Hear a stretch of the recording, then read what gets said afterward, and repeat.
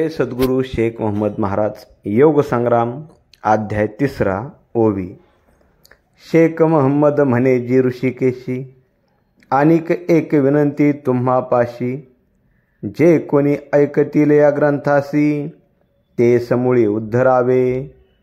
मग वचन केले देवाधिदेवे, जे प्राणी ग्रंथ ऐकतील भावे, त्यास गुज गुरुत्व पडेल ठावे विवेक करिता।